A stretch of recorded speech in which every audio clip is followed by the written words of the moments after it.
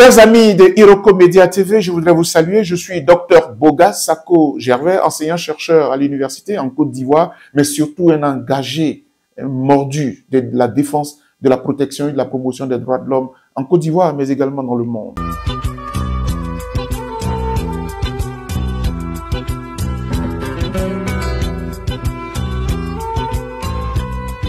D'abord, merci.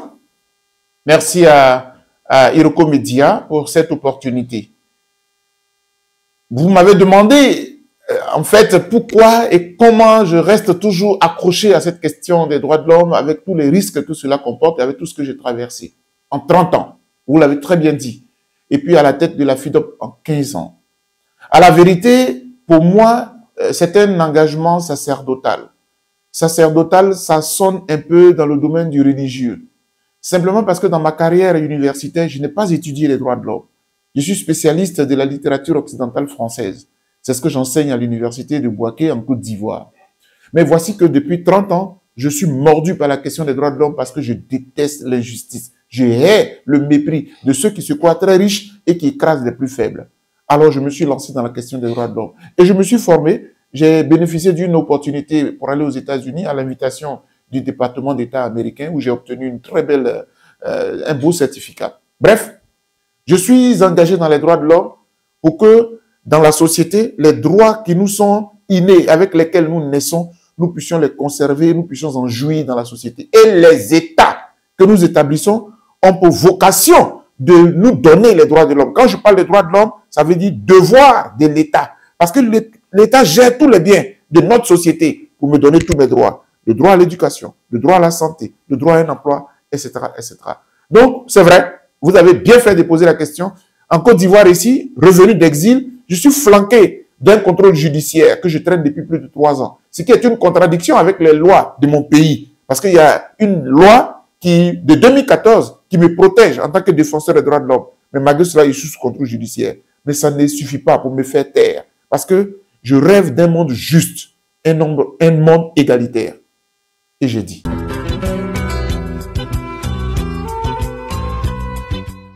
Parler des droits du peuple ivoirien, je vous répondrai en 2 points.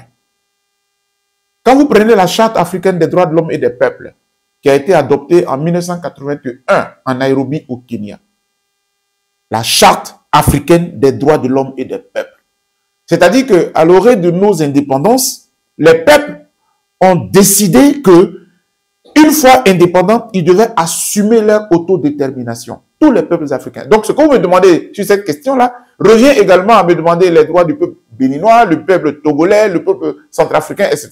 Dès l'instant où nous avons acquis nos indépendances, nous devons jouir de nous-mêmes la gestion de nos États. C'est ce qu'on appelle l'autodétermination. La vision de nos pays. Où est-ce que nous voulons aller? Nous devrions être libres de le faire.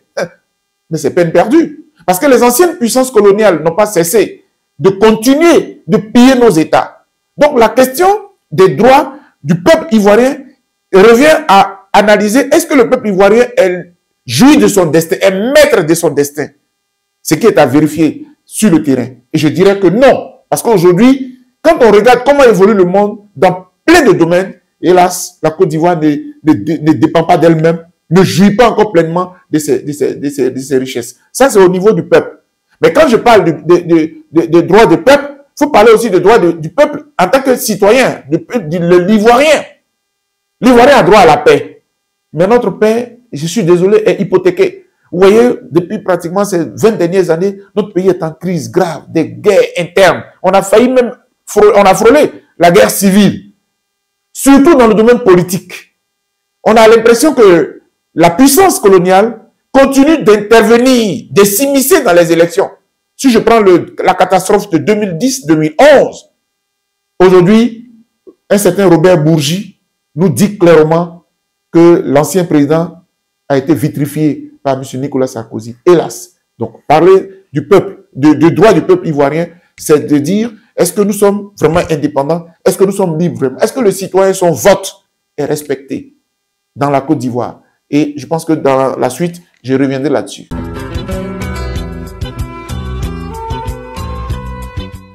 Dans mon parcours, surtout à la faveur de l'exil, je suis bien obligé de dire à la faveur, parce qu'à quelque chose, malheur est bon. L'exil m'a été imposé par la guerre de 2010 parce que j'ai pris position pour le respect des institutions de mon pays, contrairement à ceux qui voulaient que la communauté internationale décide de qui doit être président dans mon pays. Ça m'a valu donc des menaces de mort, j'ai dû fuir en exil. Mais je ne me suis pas assis. J'ai travaillé beaucoup en exil. Donc, mon organisation, la Fondation ivoirienne pour l'observation et la surveillance des droits de l'homme et de la vie politique, s'est démultipliée en Europe et en Amérique. J'ai installé 12 bureaux de mon organisation à travers le monde. Au Canada, aux États-Unis, un peu partout. France, Italie, etc., etc. Mais écoutez, ça fait quand même 15 ans que j'ai créé cette structure, par la grâce du divin, et j'ai présidé cette structure. À un moment donné, quand je totalise en 2024, ça fait 30 ans flanqué les droits de l'homme, 15 ans à la tête de la FIDOP. Je dis, mais c'est le moment de passer la main. Parce que nous, société civile, nous critiquons les hommes politiques qui veulent mourir au pouvoir. À un moment donné, c'est pas parce que tu as créé une structure que tu dois mourir à la tête de la structure. Et moi, j'avais la chance, j'ai la chance d'avoir autour de moi un certain nombre de hauts cadres de mon pays, en Côte d'Ivoire comme à l'extérieur, qui travaillaient avec moi. Et Dieu merci, mon premier vice-président est un de mes maîtres à l'université, le professeur Dadier Dia Célestin. Je dis, mais il peut assurer l'intérim. Mon mandat, le dernier, quand on a changé les textes, on a adapté les textes pour que ça devienne une fondation internationale. Mon mandat finissait le 2 février 2026. J'ai dit, mais je passe la main. Donc, en cette année, depuis le 27 septembre 2024, j'ai passé la main au premier vice-président de la FIDOP, qui est le président intérimaire désormais, jusqu'à ce que mon mandat finisse et que nous fassions un congrès, soit pour le confirmer ou pour désigner notre président. Tout à fait démocratiquement, c'est ça la société civile, on doit donner l'exemple. Mais je reviens d'une mission aux États-Unis où j'ai retrouvé mes amis de la deuxième organisation que j'avais créée qui s'appelle Groupe de réflexion et d'action pour la démocratie et les droits de l'homme en Afrique. Cette organisation a été déclarée aux États-Unis dans l'État du Delaware. Alors, mes amis me disent, docteur, c'est vrai, tu peux dire que tu abandonnes. De toute façon, je mourrai défenseur des droits de l'homme. Mais maintenant où la Côte d'Ivoire va affronter une élection présidentielle en 2025 qui est aussi cruciale, mes amis me demandent de reprendre la main sur Grad Afrique. Alors, je décide de réfléchir à la question et de voir si je m'engage dans cette voie. Donc, j'ai fini avec la FIDOP, j'ai passé la main, et puis il y a Grad Afrique qui me donne encore une opportunité. Mais comme ça me tente, parce que c'est démocratie et droits de l'homme. Et en plus, c'est déclaré aux États-Unis pour éviter un peu les pesanteurs de l'intérieur de la Côte d'Ivoire, parce que la société civile est verrouillée. Il y a même une ordonnance qui a été prise par le président Ouattara le 12 juin 2024 qui verrouille totalement la société civile. Et ça, c'est à revoir.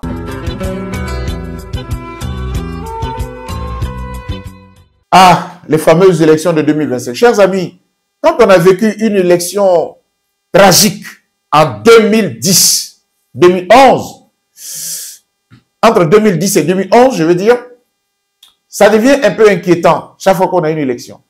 Vous me parlez du fichier électoral, mais c'est le fichier électoral qui est à la base de tout ce qui est fraude, de tout ce qui est crise en Côte d'Ivoire. Nous avons un fichier électoral, d'abord qui n'est même pas adapté, qui n'est même pas conforme à l'évolution de la population ivoirienne, j'allais dire du peuple ivoirien, du corps électoral ivoirien.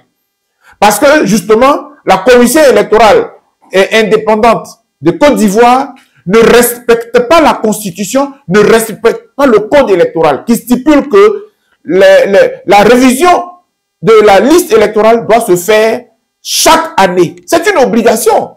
Et ça devient un droit de l'homme. Parce que chaque année, il y a des jeunes, de nouveaux majeurs qui atteignent les 18 ans, qui sont aptes à voter. Donc, notre liste électorale n'est plus à jour. Il faut la mettre à jour. Mais, avant même d'introduire les nouveaux majeurs, je prends à témoin 2 avocats. L'un du PDCI RDA, l'autre du PPACI, du Parti des peuples africains de Côte d'Ivoire, Maître Abiba Touré, et puis je crois ici c'est Maître Blessi.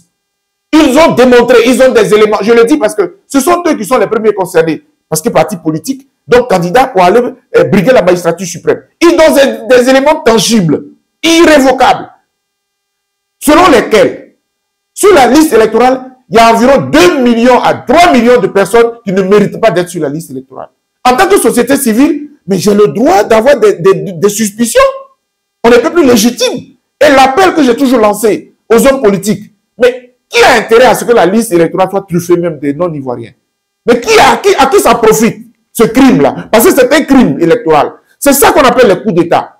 Vous combattez les putschistes dans certains pays voisins, mais vous refusez de respecter les normes démocratiques. Chers amis, 2025 est une année, j'allais dire, charnière.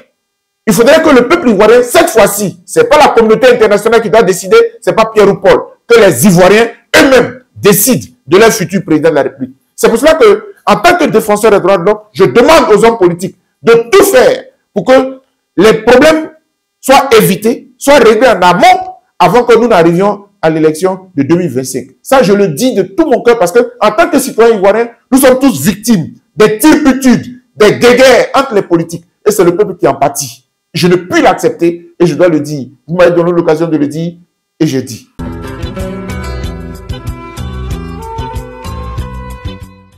Ah, les beaux jours de la démocratie et des droits de l'homme en Côte d'Ivoire ou en Afrique. Oui, vous savez, la démocratie, même les droits de l'homme surtout, sont des idéaux. Les droits de l'homme, c'est un idéal. Avec ma petite expérience de 30 ans, j'ai fait les États-Unis, j'ai fait la France, un peu partout. Aucun pays au monde ne respecte les droits de l'homme à 100%. Je peux l'avouer. En France, il y a des SDF, des sans domicile fixe. Aux États-Unis, vous êtes bien placé pour savoir toujours la façon dont la police est brutale et violente avec les Noirs. Ça continue. C'est vrai qu'il n'y a plus le Ku Klux Klan, mais il y a toujours des velléités de racisme qui continuent aujourd'hui. Donc, aucun pays ne peut donner des leçons à un autre. Mais ce que je déplore en Afrique, c'est la façon légère avec laquelle on tue. Et puis, il n'y a rien.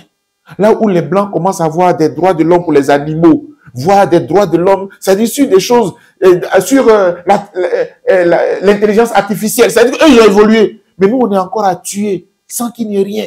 On tue quelqu'un, la vie continue. On ne peut pas se soigner. Le droit à la santé, ça n'existe pas. Le droit à l'éducation, il y a des enfants qui n'ont... Allez-y en Côte d'Ivoire, avec tous les ponts que nous avons dans ce pays, avec le beau goudron qu'on a à Abidjan, allez-y au fin fond de la Côte d'Ivoire. Il y a des bicops qui sont des écoles primaires encore dans ce pays. Il y a des villages qui n'ont pas d'eau potable. Il y a des villages qui n'ont pas d'électricité. Et quand on parle, les gens pensent qu'il faut un bilan. Quand on présente le bilan de la Côte d'Ivoire, mais vous voyez que vous êtes sur la lune. Entre ce qu'on présente et la réalité, hélas, c'est le jour et la nuit. Donc, les beaux jours, c'est pas pour demain. Les beaux jours, c'est pas pour demain. Surtout, quand vous rentrez au fond, tous ceux qui gouvernent sont multimilliardaires. Pendant que le peuple gémit. Je trouve cela injuste. Et c'est le défenseur des droits de l'homme qui est meurtri qui vous parle. Ce n'est pas être contre Pierre. Les gens pensent qu'ils sont riches. Mais vous volez pour être riche. Comment vous voulez qu'on vous respecte? Moi, je respecte les gens qui sont riches par la sueur de leur travail. Il n'y en a pas beaucoup en Afrique. Encore moins dans mon pays. Hélas. Et j'ai dit.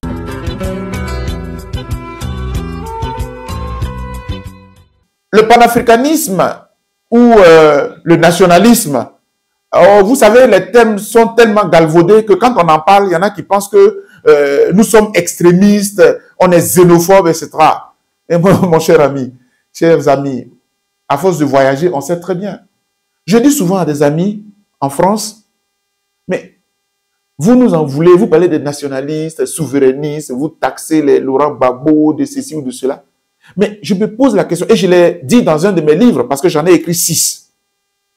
Le livre qui s'intitule, comment dirais-je, je suis noir et j'aime le manioc. Je suis noir et j'aime le manioc.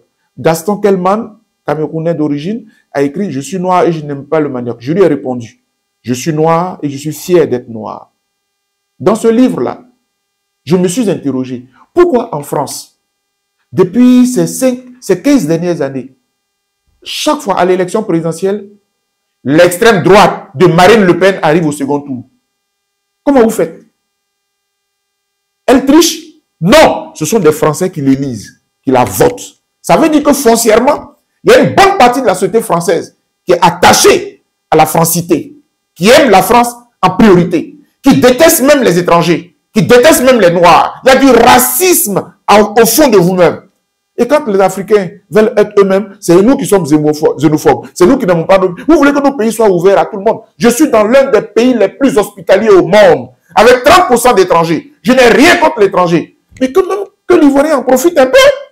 Donc si je ne peux pas profiter de mon propre pays, vous voulez que j'aille profiter où? Le panafricanisme, c'est de donner l'opportunité aux Africains de valoriser ce qu'ils sont. Parce que n'oubliez pas que nous avons été victimes de la colonisation après la traite négrière. À quel moment nous, Africains, allons prendre nos pays et les façonner à notre propre image? C'est pour ça que je soutiens le panafricanisme. Maintenant, si c'est pour ça qu'on en veut au Assimi Goïta, etc., là encore, c'était un autre débat. Parce que la France nous a colonisés, la France ne veut pas nous lâcher. Donc, qu'est-ce qu'on fait? On préfère trouver des parapluies. C'est comme ça que les gens s'en vont voir un peu la Russie. Je ne suis pas d'accord qu'on quitte un maître pour aller vers un autre maître. Mais si ce nouveau maître-là peut m'aider à faire peur à l'ancien maître pour qu'il sache que derrière moi aussi, il y a quelqu'un qui peut me défendre, ça serait bien. C'est l'erreur qu'a fait le président Laurent Gbagbo. Il a attaqué frontalement une grande puissance, la France, bon, soit une puissance, la France, mais il n'avait pas une autre puissance pour établir l'équilibre. Hélas, on a été bombardé.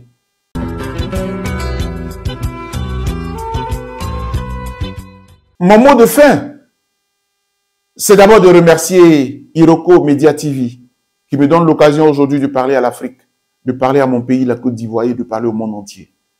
J'ai eu plaisir à parler à travers ce média parce que je suis un passionné. Je n'aime pas les injustices. Notre monde est trop injuste. Les faibles, les pauvres sont toujours écrasés. Et c'est nous qui enrichissons au fond les plus riches. Quel paradoxe. Donc je suis un révolté au fond de moi. Mais je n'ai pas d'armes. Je n'ai que mon verbe et mes pensées pour parler. Et je bénis le divin de me donner toujours l'occasion. Tant que je vivrai, je parlerai pour dénoncer les injustices. Merci. Et je rêve que mon pays, qui va connaître une élection présidentielle en 2025, s'en sorte victorieux. Pas qu'un non-élu s'impose, mais que ce que le peuple a décidé, ce soit cela qui s'impose. Et j'ai dit.